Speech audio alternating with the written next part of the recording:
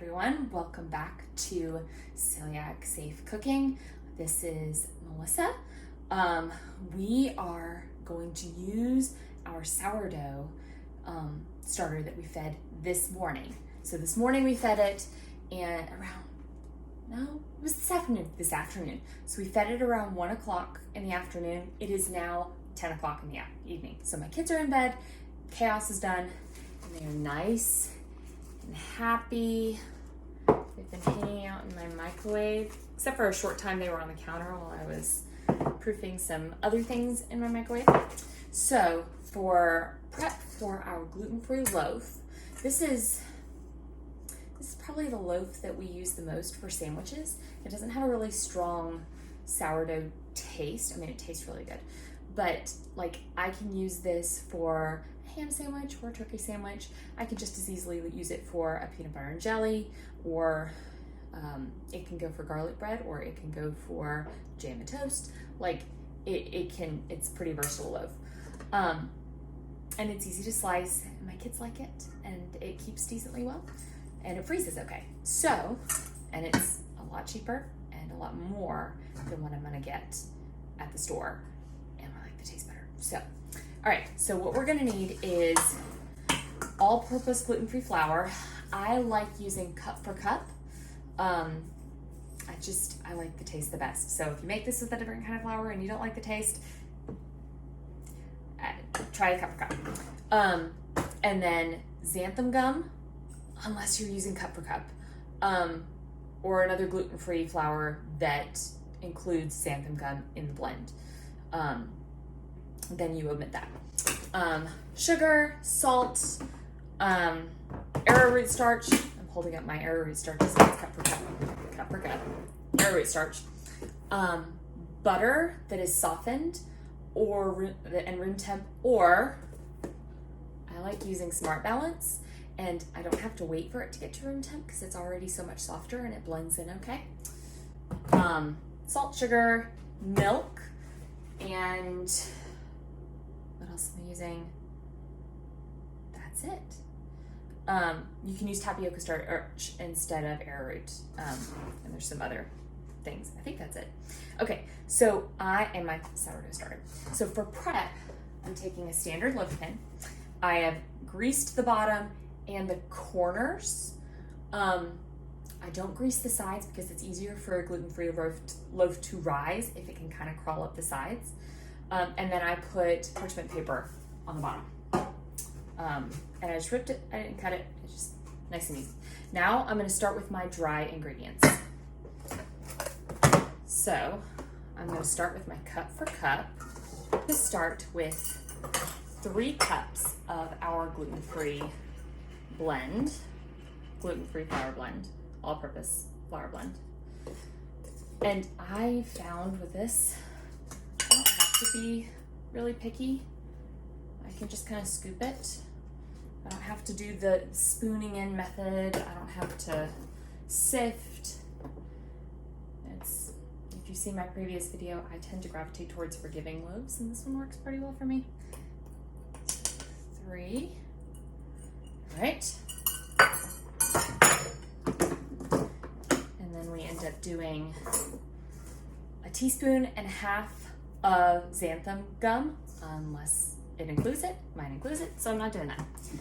Now I'm gonna do 9 tablespoons of arrowroot starch, which ends up being half a cup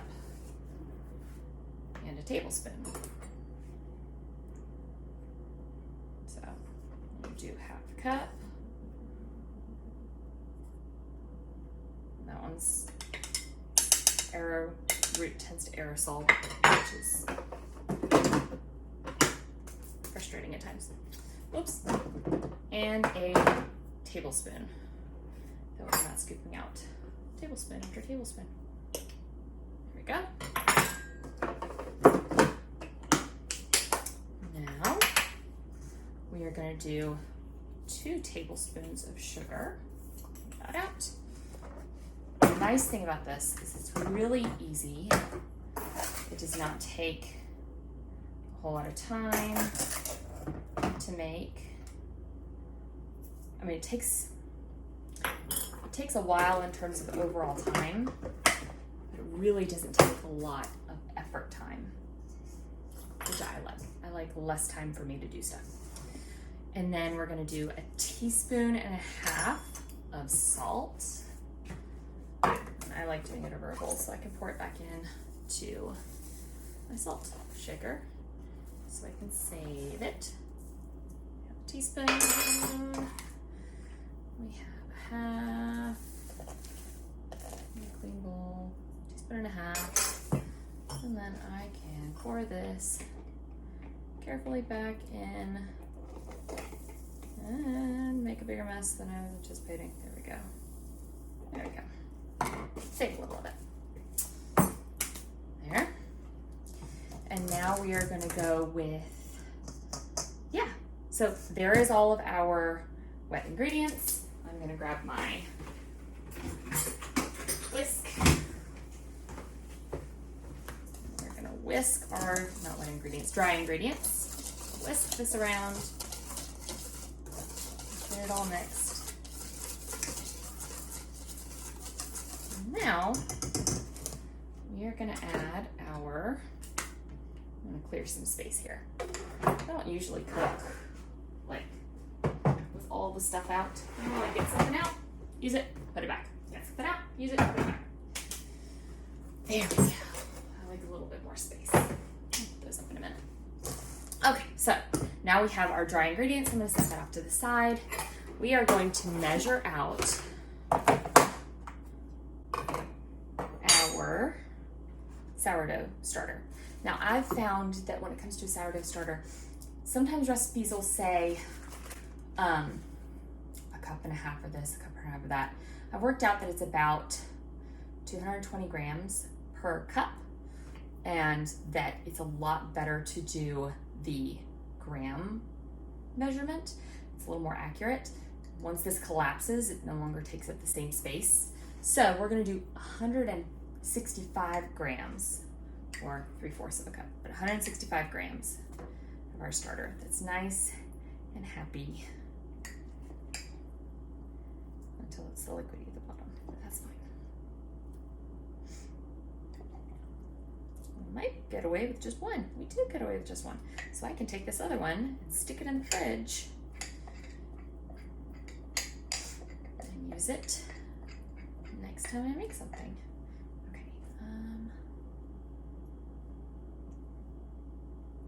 There. Okay. So I'm gonna leave our starter over here. I'm gonna cover it back up.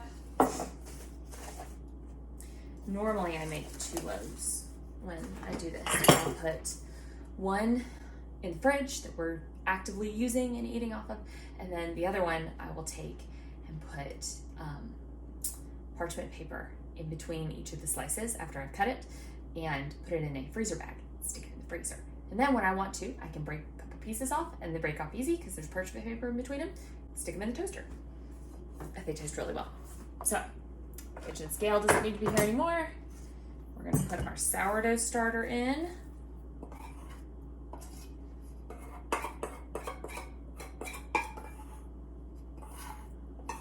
There we go.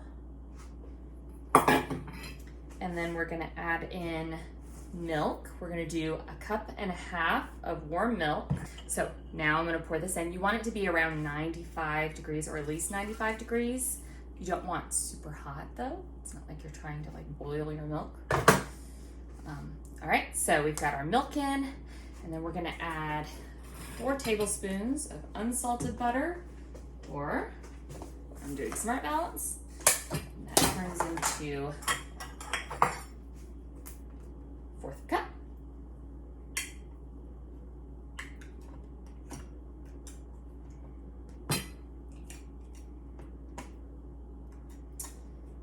So we are going to smooth this in here.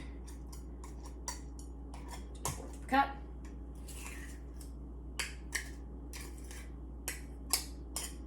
Put that in. Next up over it. There's always chaos in my house. There we go. And now we are going to take our hand mixer. I would not recommend doing this loaf by hand. I would use a mixer. To mix it on medium, or mix it initially, just get it to combine on medium, and then you're gonna mix it on medium high for 5 minutes.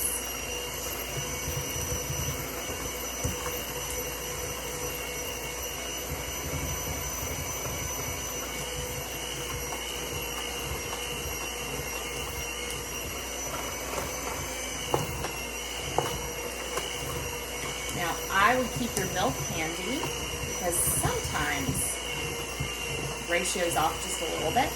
Maybe you accidentally added a little more flour than you normally do. Maybe a little more milk evaporated off than normal when you were heating it up.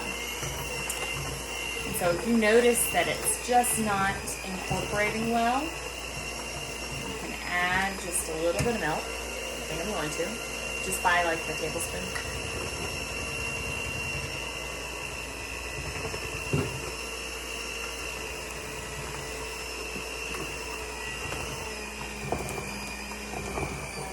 You don't want it to be crummy.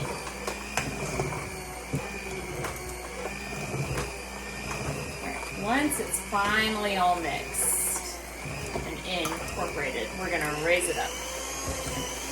Medium high. And we're going to cook it. We're going to blend it. Mix it with our dough hooks for 5 minutes.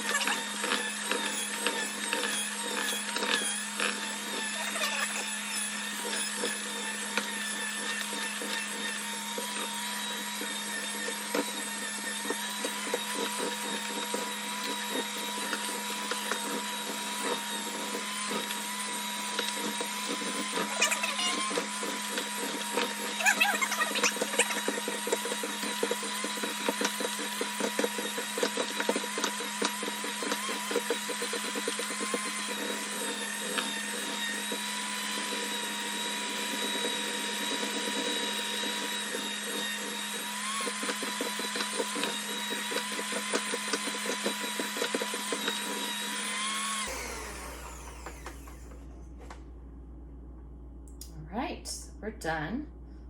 Clean these off. I have found that it's kind of important to rinse these dough hooks right away. Otherwise they get really hard to get off. So I'm going to do that and then we'll be back. Alright, we are back. I've got a cake spatula that I've wet with water. I don't want to wet it with water. It keeps it sticking quite so much. This is a pretty, it's a sticky dough. I'm going to take your sticky dough. You're going to transfer it into your loaf pan. There's a little bit of shaping that we can do with this. It's not, it can stand on its own if you've got like a big enough pan and you want to try doing more of a round loaf. It doesn't rise quite as well that way, but that's okay.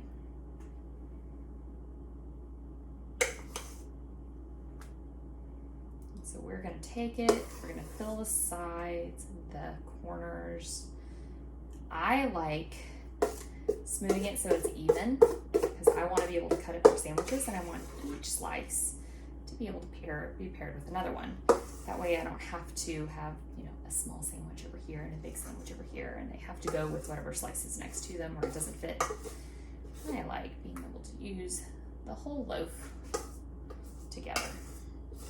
So I'm going to scrape as much of this off as I can, which is easier said than done sometimes. And then I'm going to smooth it out. If you find this is sticking more than you're comfortable with, you can add a little bit more water. I'm not doing that right now, mostly just for ease of not having to go back and forth to the sink. But normally that's what I would do.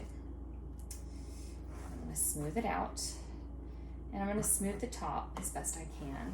I'm just kind of pushing it into the corners a little bit. I'm not pushing down really hard. I'm not trying to deflate any of the height it currently has. But there we go. Okay. And a little bit of a smoother top. So this is currently what it looks like. It's about around halfway to the top of it. I am now going to take cling wrap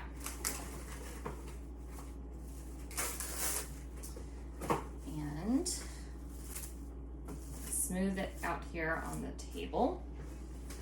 I'm going to grab olive oil, paper towel, and I'm going to put just a tiny bit, just a tiny bit on there and smooth it around. So we're going to oil the surface of our parchment, or of our saran wrap, cling wrap.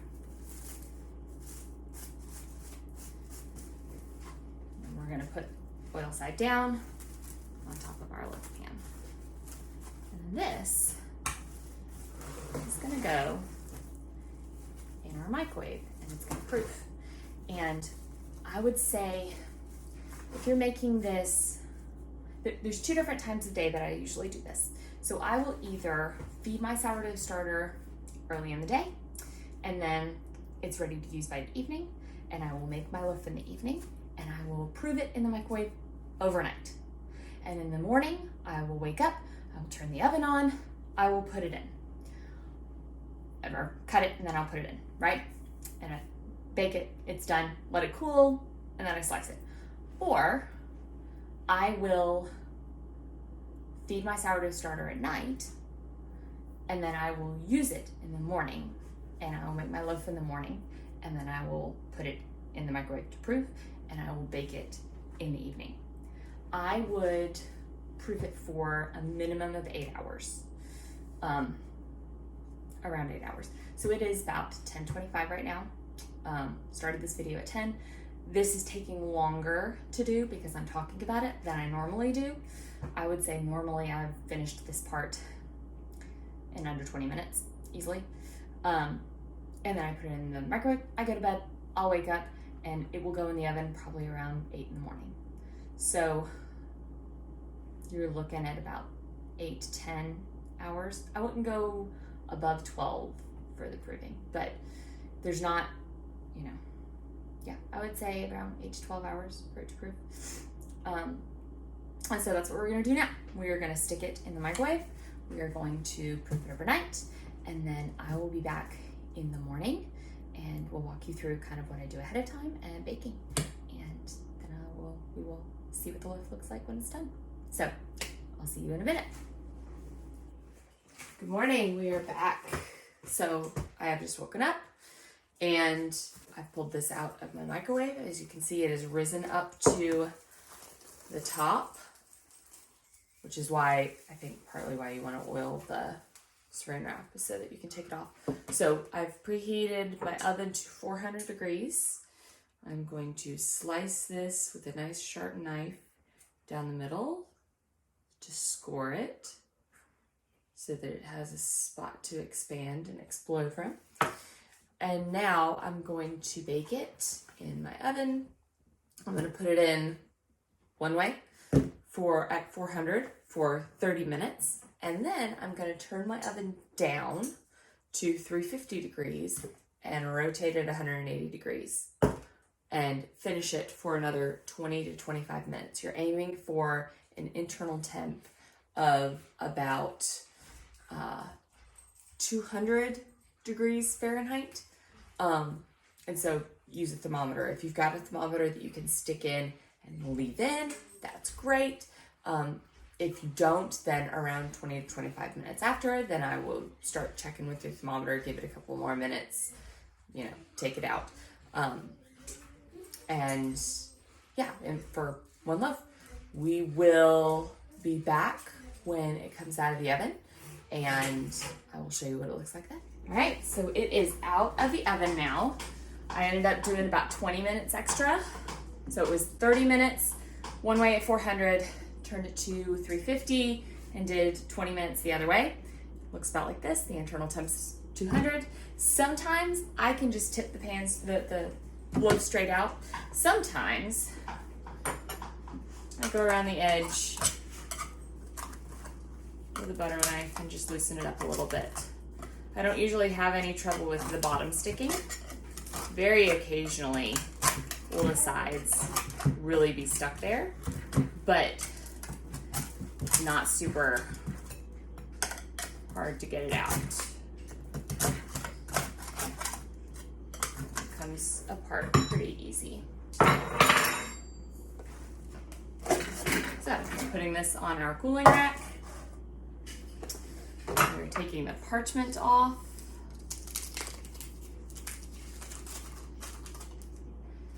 And then we're going to turn it over. And here's our loaf. It's very hot. We are now going to let it cool. Now, I would say how long to cool it for before you cut it is probably the most complicated part of this loaf. I've found that it cuts best if it's still a little bit warm, like it's not fully 100% cooled, but at the same time, if you cut it too warm, then it ends up kind of gummy on the inside, which we don't want. And so I would cover it with a towel and I would wait like an hour and a half and then just feel it. And you want most of the heat gone from it, but you still want it to feel like, ooh, this is nice, freshly baked, bread. And so a little bit of warmth still in it. And then we'll start cutting it. And I will show you how I do that for the easiest part later. But I'm gonna let this sit and I will be back with you in a minute. Okay, we are back. It's been about an hour and a half.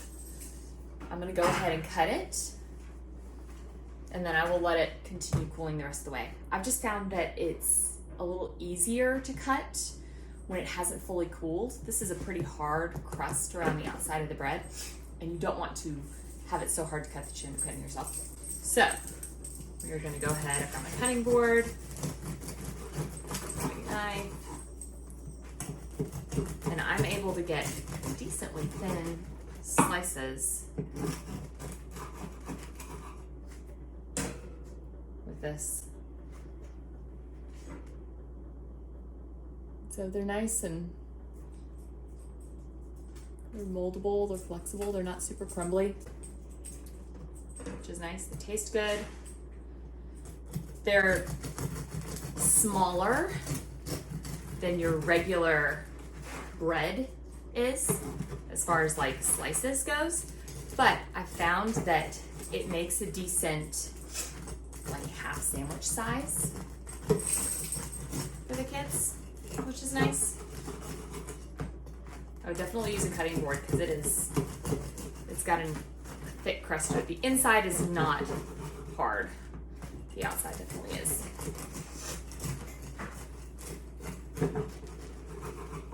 So yeah. Get them relatively uniform in size. They end up got good texture to them. They're soft on the inside. These are still a little warm, so they're fresh. They're good for, if I want to put butter on them, they'll still melt a little bit. Tastes delicious. Or I finished slicing it all up, and if I'm going to store it in the fridge, I just let it completely finish cooling the entire way, put it in a Ziploc bag, and then put it in. If it's something that we're going to eat today, I will leave it out on the counter and keep it non-cold from the fridge. And then anything else tonight that we don't eat will be in a Ziploc bag, put it in the fridge. It'll keep in the fridge for, I think officially it's like 2 to 3 days. Honestly, I've used mine up to a week and not had a huge problem. A week and a half maybe, just look at it and see. The later it gets, the more I would use it for like French toast or, toast it, that kind of stuff, as opposed to just a straight up sandwich. And then if it's going to be something that's going to take longer than that to eat, then I would say put it in the freezer. Take little pieces of parchment paper and put them in between each slice, and put the whole thing in a freezer bag, and then try and get as much of the air out as you can, and then stick it in the freezer, and it keeps pretty well. You take out whatever slices you're going to use, stick them in the toaster, warm them up that way just to thaw, or full on toast them. They make good sandwiches, makes good toast, makes good garlic bread. I like taking melted butter and putting a little bit of garlic powder in it and a little bit of Italian seasoning and mixing that up and using a spoon and pouring it all over. Makes really good garlic bread. And so yeah, this is a nice loaf that we use for lots of stuff. I'm not having to make a different type of sandwich loaf for all those different types of bread. Make a different type of sandwich loaf for all the different types of things that I want to use it for, because I can just use this. But it does have kind of a firm outside edge, and so that's one thing to be mindful of. So this is my loaf. I really love it. The kids really love it. They like this better than even the gluten sandwich bread that we were using before we had to go gluten-free, and so I call that a win. So yeah, let me know if you have any questions. I will, if I can find the link, I will link it down in the description below, and if I can't find the link, then I will write out the recipe just to make it easier. So y'all have a wonderful day, and